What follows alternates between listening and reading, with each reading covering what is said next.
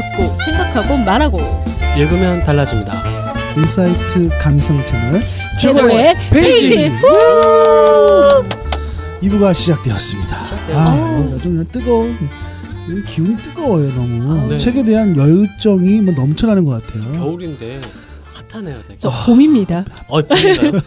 3월입니다. 아, 진짜 봄이었어요. 3월 1일이에요. 그러니까요. 근데 아직도 롱패딩이 있는 사람이 있던데. 저녁에 좀 쌀쌀하니까요. 그렇죠. 이게 습관이 중요한 것 같아요. 뭐 입다 보니까 입은 것 같은데 오늘 보니까 굉장히 날씨가 포근하기도 하고 특히 3일절이잖아요. 맞아요. 우리가 녹음하는 날이 지금 공개하는 건가요? 아주 역사적인 날에 녹음을 하고 있습니다. 네, 좋습니다. 이어서 이분은 이제 관점의 재해석인데요. 네. 이거는 이 파트는 뭐 우리 최고의 페이지도 얘기했지만 좀 읽으면서 좀 더 인상적이었던 것 아니면 조금 더 설명이 필요한 거 뭐 이런 것들을 좀 자율적으로 이야기하는 그런 시간이 되겠습니다. 그래서 네. 우리 백 소장님, 네, 네. 저부터 이야기를 좀 드려볼까요? 어떠세요? 어떤 해석이 있을까요? 네. 저는 이 책을 책으로 읽지 않았으면 좋겠다. 네. 이 책을 정말 그 조직에서 스터디 북으로 좀 활용했으면 좋겠다라는 생각을 했어요. 그러니까 우리가 보통 책을 읽고 나면 덮고 나서 좋아, 책 읽었어가 아니라 이 책은 조직 내 팀장님들이 335 모여서 스터디북으로 활용해보면 어떨까라는 생각이 들었죠. 책이 총 8가지 챕터잖아요. 성장, 효율성, 성과, 공정성, 협업, 권한 유입, 워크스마트, 전공법으로 나눠져 있는데 네네. 이 8가지를 8주에 거쳐서 내용을 좀 읽고 개인이 활용할 수 있는 방안에 대해서 팀장님들이 같이 논의해보면 어떨까라는 생각을 좀 해봤습니다. 그렇게 하면은 좀 상호 간에 공감도 되고 팀 내 성장도 도모할 수 있고 협업할 수 있는 방안도 나올 거라는 생각이 들었고요. 네네. 그리고 이 책은 이제 우리가 관점 재해석할 때 저는 이제 코칭적 관점을 좀 봤는데 책에서 이런 말이 나오거든요. 222페이지를 보시면 나는 권한을 위임하는 팀장이다라는 책에서 이렇게 나와요. 사람 함부로 버리는 것이 아니다. 그리고 사람 고쳐 쓰는 거 아니다. 이런 문장이 나와요. 근데 진짜 우리 그 조직에서 일할 때 팀원들이 일을 잘 안 하거나 아니면 조금 서툰 팀원들을 보면 이런 생각 하잖아요. 저 친구가 일만 조금만 더 잘해주면 좋을 텐데. 아쉬워 하면서 되게 답답할 때가 오르면서 계속 일이 조금씩 더디면 속을 또 생각하잖아. 왜 쟤는 일을 하지 않지? 라고 생각하면서 순간 그래 맞아 사람 고쳐 쓰는 거 아니지. 내가 너무 욕심내고 있는 거 아니야? 또 이런 생각하면 제 책가 훅 밀려와서 아니야 사람 함부로 버리는 거 아니야.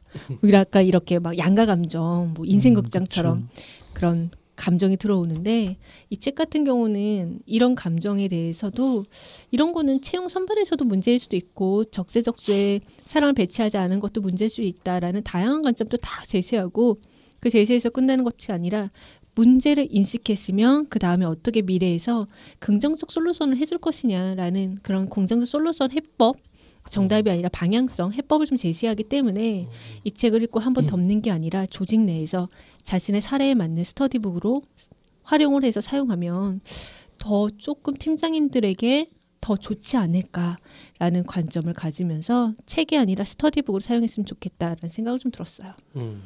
그런데 저는 지금 말씀해 주신 것 중에서 네. 사람은 네. 진짜 어떻게 생각하세요? 진짜 개인적으로 버리는 게 아니다. 아니면 고쳐 쓰는 게 아니다. 네. 어디가 더 가까우세요? 본인이 리더다.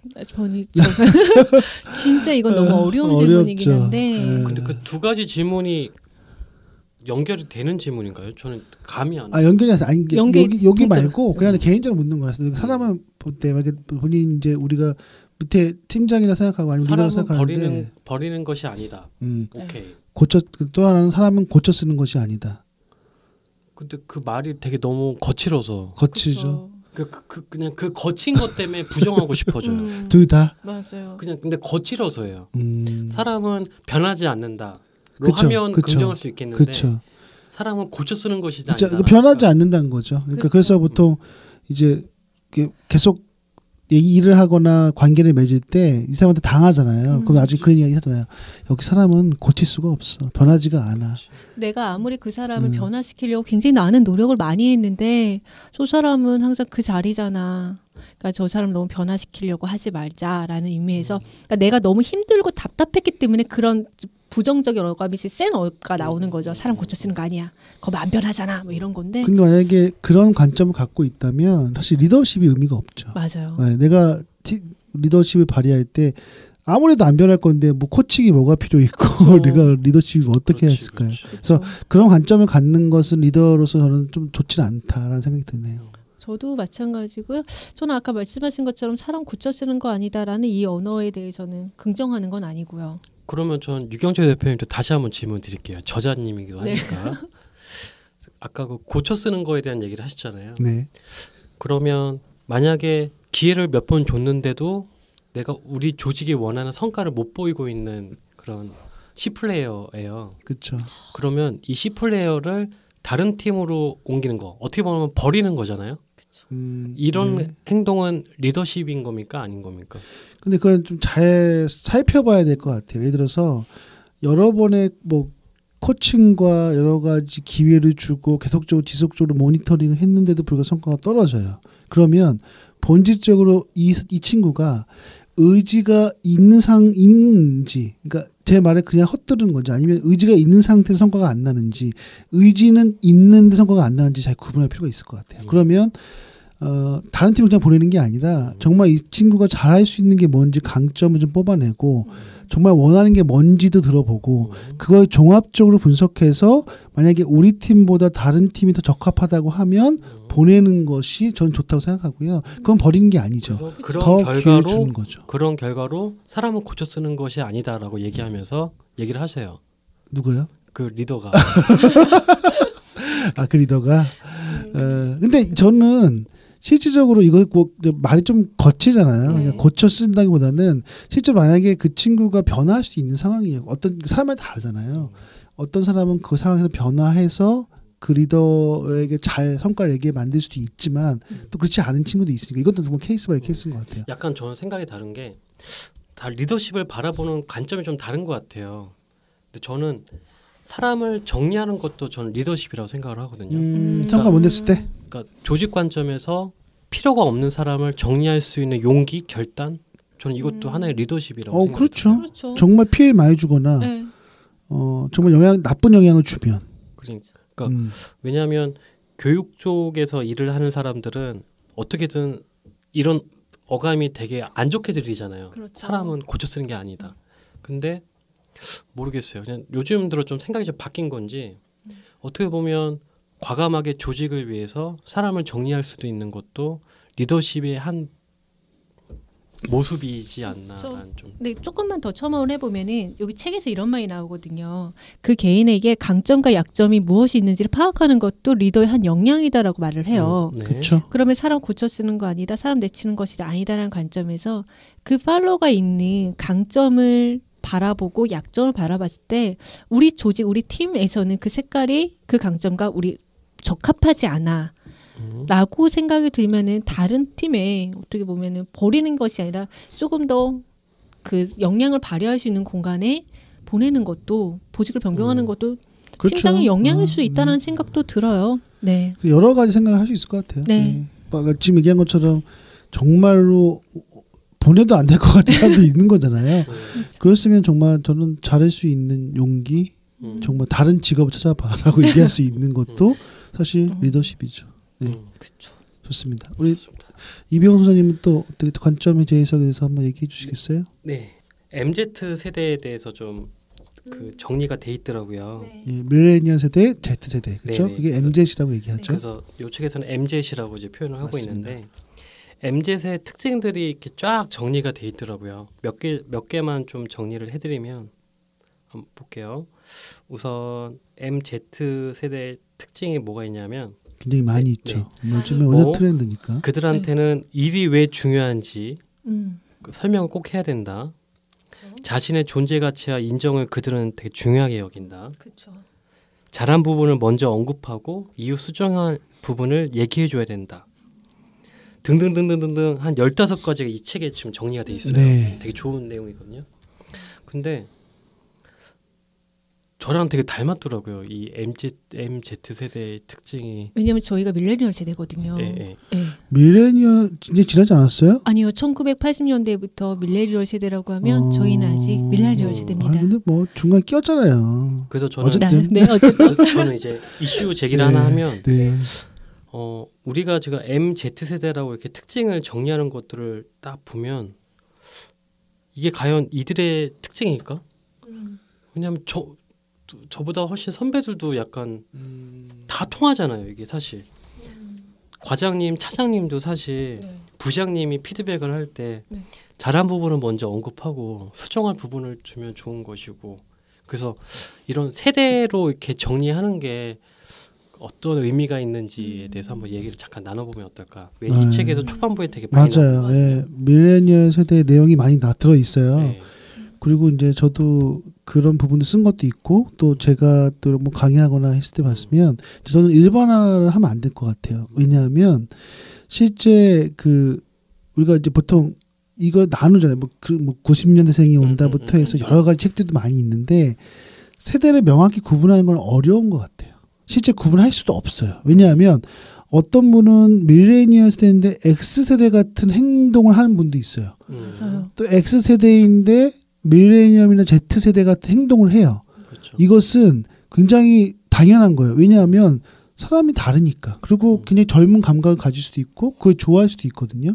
실제 팀장들이나 리더들에게 이 밀레니엄 세대 교육을 하다 보면 어떤 얘기를 하냐면 저는 신입사원하고 정말 어렵지 않은데요. 너무 편해요. 이 친구들하고 BTS 얘기하고요. 음식 먹는 것도 너무 편하고 이 친구도 저하고 맨날 술 마시자고 그래요. 이런 팀장도 있어요. 그렇기 때문에 일반화할 수는 없다. 그런데 굳이 이렇게 구분하는 이유는 우리가 확률적인 것 같아요. 예를 들어서 100명이 있으면 그렇게 젊은 친구들 소통하고 잘 되는 분들은 10명 미만이 있고라는 거죠. 근데 한 7, 80명은 어떤 그들 X세대면 X세대, 386은 386 세대의 특징들을 좀 가지고 있어요. 흔히 얘기하는 꼰대 이런 거죠. 그래서 그것을 약간 좀 우리가 뭐 알려주 책이든 뭐 강의든 그분들에게 좀 더 쉽게 이해할 수 있도록 알려주는 것이 아닌가 생각이 들어요. 그래서 저도 항상 얘기할 때 이걸 반드시 선이 있는 게 아니고요. 이게 반드시 이렇지 않고요. 네. 다를 수 있습니다. 네. 그러나 경향성을 봤을 때 이런 것들을 가지고 있는 분이 많다. 예를 들어서 밀레니얼 Z세대 중에서도 굉장히 꼰대 같은 친구도 있어요. 젊은 그쵸? 꼰대라고 하죠. 그렇죠. 이 친구는 어떻게 해요? 이 친구는 Z세대 아닌가요? 25살인데 맞잖아요. 그렇지만 그런 친구도 있지만 경향성을 보고 이럴 수 있으니까 이렇게 하는 케이스 바이 케이스로 역지사지 뭐 이런 거죠. 그래서 그런 관점에서 바라보면 사실 편하게 볼 수 있을 것 같아요. 맞아요. 네, 저는 그렇게 말씀을 드리고 싶네요. 저도 유경철 대표님 말씀하고 굉장히 공감하는 부분이 어떤 세대를 명확하게 가른다. 그래서 이 세대는 이렇고 저 세대는 이래라고 명확하게 선을 가르는 거는 어느 정도 그냥 문화에서 만나는 보편적인 모습인 것 같아요. 예를 들면 Z세대가 94년도 이후부터 Z세대 뭐 책마다 저자마다 좀 다르게 잡히는데 그럼 그 세대 이후에 사는 사람들의 Z세대의 특징을 보니 내가 문화를 조금 바꾸려는 경향성이 강하고 즉 자기 주장이 강하고 또는 내가 어떤 소비를 할 때도 좀 착한 소비를 하려고 하고 이런 경향성이 보인다라는 거죠. 뭐 밀레니얼 세대도 마찬가지 어떤 경향성이 보이고 그럼 그런 경향성이 보이는 친구들과의 이런 모습이 있고 우리가 그 사람을 존중할 때 어떤 모습을 존중해주면 좋은가?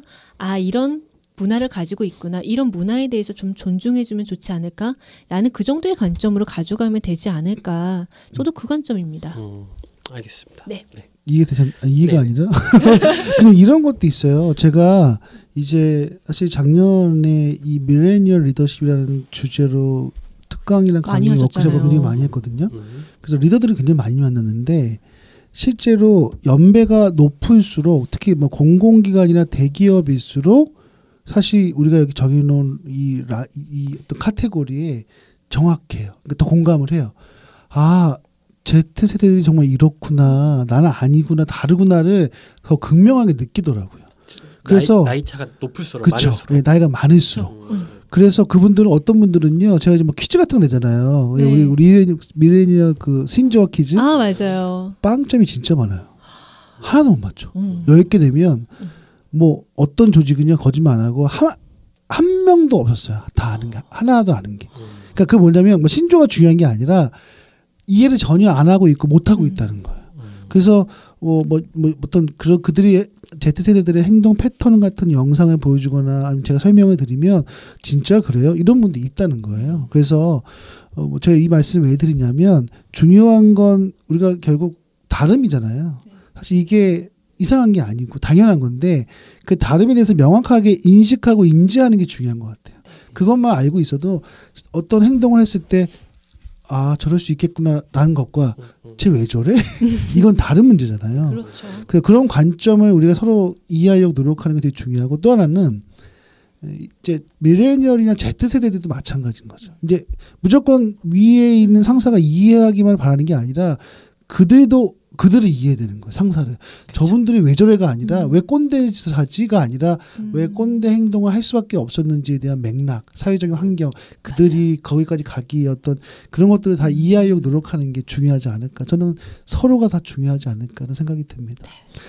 네, 제 관점, 제 해석은 뭐 이걸로 가름할게요. 그래서 우리가 이 얘기를 했으니까 되게 중요한 포인트고요. 또 이 주제는 이 책뿐만 아니라 사실 아마 올해 내년 몇 년까지 계속 갈 거예요. 사실 이 세대에 대한 갭, 이런 세대 차이, 또 세대에 대한 공감은 사실 뭐 지금만 있던 건 아니었긴 했지만 요즘에 더 이슈가 되는 건 요즘 Z세대들이 워낙 그쵸. 워낙 좀 독특하다고 그래야 되나? 네. 아니 나쁘다는 의미가 아니라 굉장히 개성이 강하죠. 네. 그래서 그런 의미에서 되게 중요한 포인트가 아닐까 생각이 듭니다. 네, 이제 저희 비트 얘기인데 뭐 이거 네. 비평을 위한 비평인데요. 비평할 게 없으니까 패스할까요? 전 있습니다. 없을 것 같은데요. 전 있습니다. 완벽한 소통법이 아니고. 저는 비평을 위한 비평 말고 다른 얘기를 할게요. 먼저 비평을 네, 위한 뭐 얘기해 주세요. 네. 저도 다른 이야기긴 한데 짧게 해주세요. 알겠어요. 저는 이 나는 팀장이다라는 책 제목이 좀 아쉽다. 제목이 아쉽다. 부제로 팔로워가 함께 읽으면 좋은 책. 아 그래요? 네. 그러니까 이런 내용도 좀 필요한 것 같아요. 그러니까 이 리더가 아닌 팔로워들이, 그러니까 리더 아래에 있는 뭐 대리, 과장님, 뭐 사원들이 읽어도 좋지 않을까 싶어요. 그러니까 우리 팀장님들이 현재 어떤 고민을 하는지 우리 팔로워들은 알 수가 없거든요. 그렇죠. 우리 팀장님들은 어떻게 보면 할 일 없이 자리만 지키고 있는 거 아니야? 라고 바라보는 관점은 있을 수 있다라는 거죠. 그런데 그 팀장님들의 속마음을 읽을 수 있는 시간이었던 것 같아요. 제가 아까 좀 내용과 겹칠 수 있는데 올 초에 밀레니얼 세대와의 소통을 특강을 하고 점심을 먹고 있는데 어떤 교육생분이 말씀하시는 거예요. 밀레니얼 세대에 대한 이해도가 높아졌다. 그리고 말씀하신 것처럼 뭐 사이먼 사이렉의 내공처럼 어떻게 왜 순서로 대화하는 것이 아니라 왜 어떻게 무엇 순으로 정말 이야기를 해보겠다. 그래서 일의 의미와 가치를 부연 설명을 좀 간단하게라도 하겠다라고 말씀을 하시더라고요. 그러면서 하셨던 말씀이 나는 MZ세대에서 잘 소통하려고 노력하고 이해를 하는데 왜 그들은 우리를 이해해주지 않을까요?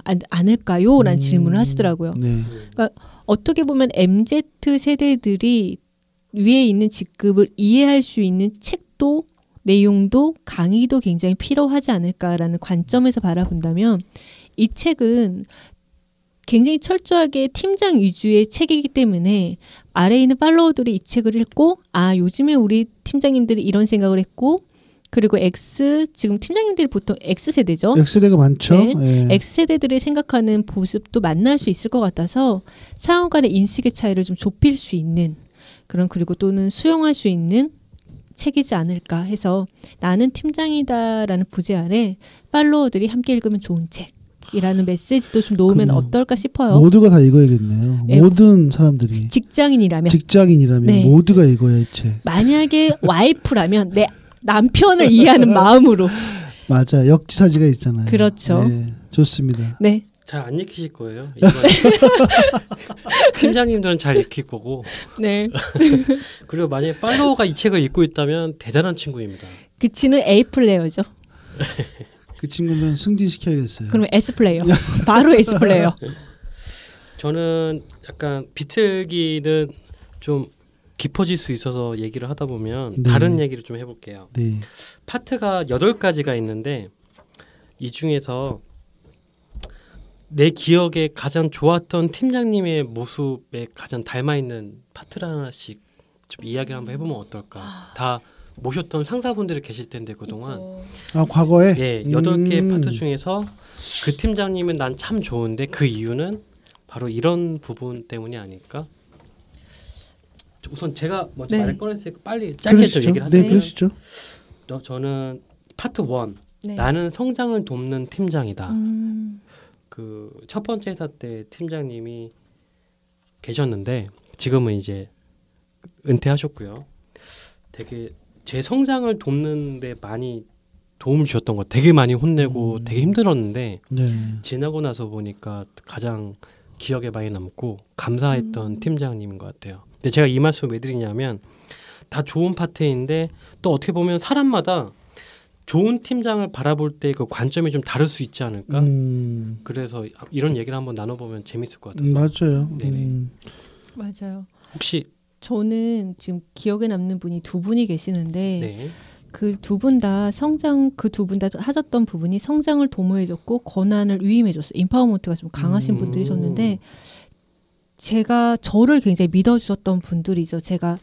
저는 홍보 마케팅에서 회사에 보도자료 글을 쓰는 일을 했어요. 그래서 글을 쓰고 그거에 대해서 항상 보고를 할 때 제가 부족한 면이 있어도 그 부족한 면에 대해서 무엇이라고 말씀하시는 것이 아니라 행동으로 보여주셨어요. 이건 이렇게 하는 게 좋고 이건 이렇게 하는 게 좋아. 그리고 힘내라고 하면서 제가 다시 글을 쓸 수 있게끔 동기부여를 해주셨고 그리고 나서 내가 권한을 위임한 거의 결과로 성장까지 이어진 거죠. 권한 위임까지 같이 해주셔서 전 그 두 분의 팀장님이 기억에 남습니다. 네, 저도 뭐 여러 리더들이 같이 일을 했었는데요.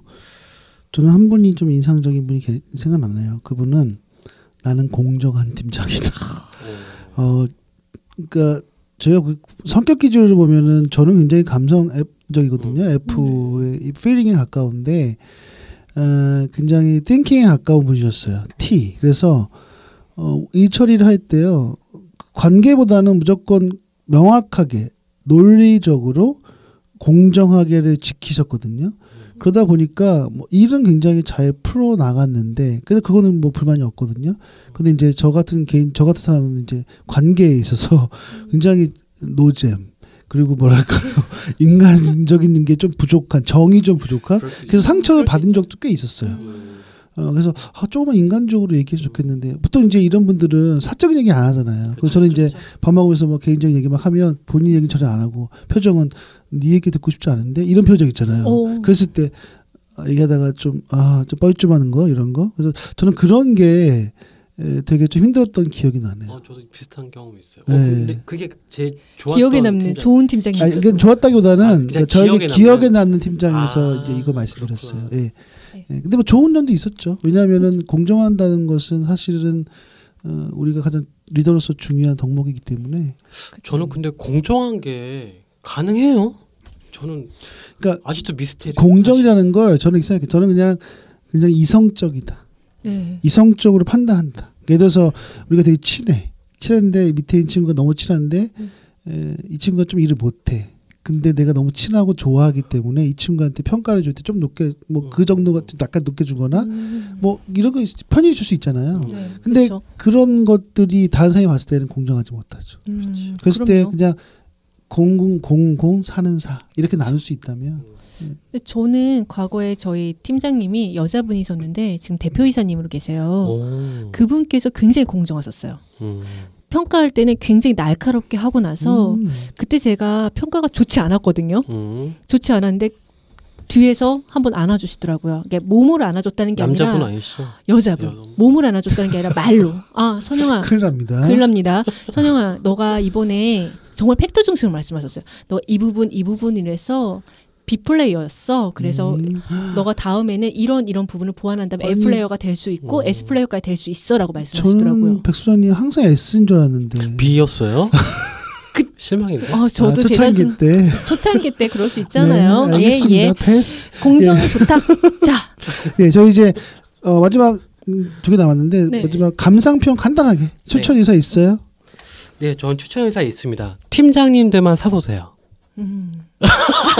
아까 지금 다 뭐라고 했는데 왜 그렇게 예 알겠습니다. 우리 전국에 팀장님 몇 명인데요? 알겠습니다. 백수원님. 저는 조금 길게 할게요. 그러면 짧게 하셨기 때문에 네. 두 가지 관점을 추천해드릴게요. 첫 번째, 팀장님들의 등을 긁어주는 효자손처럼 사용할 수 있기 때문에 팀장님들은 꼭 읽으셨으면 좋겠다.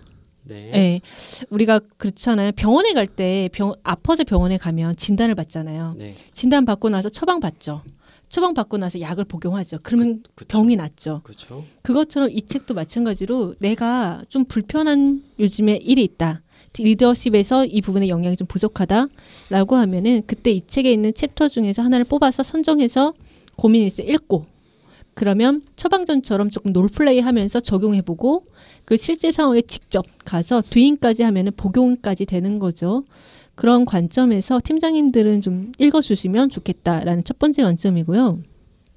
두 번째 관점은 저희 강사님 네. 관점에서 말씀을 드릴게요. 네. 저희 강사님들이 강의안을 만들면서 가장 고민하는 부분이 이 부분이지 않을까 싶어요. 사례. 그렇죠. 이거 사례를 어떻게 적용하고 사용해야 되는지 그리고 내 강의안을 어떻게 녹여야 되지라는 사례에 대한 고민이 좀 많으실 것 같아요. 맞아요. 그래서 이런 강의에 대한 사례를 사용하기에 사례가 굉장히 48개면 굉장히 많거든요. 그래서 리더십뿐만 아니라 전체 팔로우십도 그렇고 전체 뭐 힐링 강의도 스트레스 소통 강의도 마찬가지처럼 이 사례를 적용하는 데는 굉장히 베스트하다. 그래서 강사님들 관점에서 한번 그리고 조직 내 팀장에서 관점에서 한번 해서 두 가지 사례로 해서 좀 추천드릴 수 좋네요. 있을 것 같습니다. 너무너무 맞는 말이고요. 동의합니다. 저는 추천하시겠습니까? 예, 당연히 해야죠. 현재 리더로서 일을 하는 사람들 그리고 앞으로 리더가 될 분들 또 리더의 역할에 대해서 알고 싶은 분들 여러 가지 상황에서요 어떻게 하면 좋을까를 고민하는 사람들 특히 훌륭한 리더들은 힘든 상황에서 어떻게 극복하고 있는지를 알고 싶은 사람들 리더십 책이지만 신입사원이 읽어본다면 내가 지금 어떻게 행동하는 것이 리더에게 더 도움이 될까라는 것을 리더의 관점에서 볼 수 있는 훌륭한 책. 그래서 리더들의 책상 위에 꼭 올려놓아야 할 책이 바로 이 책입니다. 죄송합니다. 너무 동의합니다. 멋지게 돼요. 우리 마지막 톡 할게요. 네, 마지막 톡. 오자톡. 예, 마지막 톡 우리 한번 말씀. 네. 예, 백수원님. 네, 팀장 리더십이랑 오자톡 하면요 순환의 반복이다. 순환의 반복. 네, 우리가 순환을 이야기할 때 두 가지 순환이 있잖아요. 악순환과 선순환. 근데 악순환을 만들어낼 수 조직 내에서 악순환을 만들어낼 수 있는 것도 팀장이고요. 선순환을 만들어낼 수 있는 것도 팀장이지 않을까 싶어요. 그리고 이런 관점에서 본다면 순환을 만들어내는 것이 팀장의 역량이고 저는 이런 말 하거든요. 조직 내에 조직 문화가 있지만 조직 문화 말 대신에 팀장 문화에 대해서 말씀드리고 싶어요. 같은 군 조직 내에서도 즐거운 팀이 존재하고 그리고 힘겨운 팀이 존재한다는 거죠. 그런 문화는 팀장님이 만들어내는 거 물론 조직 문화도 있지만 팀장님의 문화가 굉장히 중요하지 않을까라는 관점에서 본다면 우리가 팀을 꾸려나가는 함께 운영해 나가는 팀장님으로서 그 반복되는 시간 안에서 선순환을 만들어낼 것인가 악순환을 만들어낼 것인가 그건 팀장님의 역량이라는 거죠. 좋습니다. 네. 좀 짧게 말씀드리겠습니다. 나는 팀장이다를 5글자로 표현하면 저는 그 저희 부엌에 레시피가 있는 요리책들이 좀 몇 권 있거든요. 네. 그래서 가끔 급할 때 좀 보려고. 그래서 저는 요 책을 조직 요리책이라고 정리하겠습니다. 두고두고 필요할 때 볼 수 있는 책으로 조직 요리책이라고 저는 명명해봤습니다. 백종원 씨네요. 멋지네요. 감동적입니다. 저는 네. 리더가 전부. 너무 좀 과장될 수 있지만 예전에는 팀원이 전부였잖아요. 상황에 따라 다르죠. 결국 조직의 성과와 조직의 어떤 훌륭한 결과를 내기 위해서는요 리더가 굉장히 중요합니다. 네. 그런 의미에서 강조하는 의미로 리더가 전부로 얘기했습니다. 예, 우리 오늘 너무 또 열심히 해주셔서 너무 열심히 했어요, 그렇죠? 네. 뜨겁습니다. 네, 공간이 되게 네. 뜨겁고요. 시간이 너무 짧은 거 아니에요? 시간이 너무 짧아요. 벌써 1시간이 네, 지나갔어요. 이런 네. 좋은 책을 1시간에 끝난다라는 건 그러게 다음에도 2부도 할까요? 3부, 4부. 4부. 밥 먹으면서 얘기하시죠. 그러시죠. 자, 마무리하도록 네, 하겠습니다. 수고하셨습니다. 네. 읽고 말씀드릴게요. 읽고 듣고 말하고 생각하고 읽으면 달라집니다. 인사이트 감성 채널 최고의 페이지. 페이지. 우! 감사합니다. 수고했어요. 구독 잊지 말아주세요. 구독, 좋아요, 댓글 잊지 말아주세요. 감사합니다.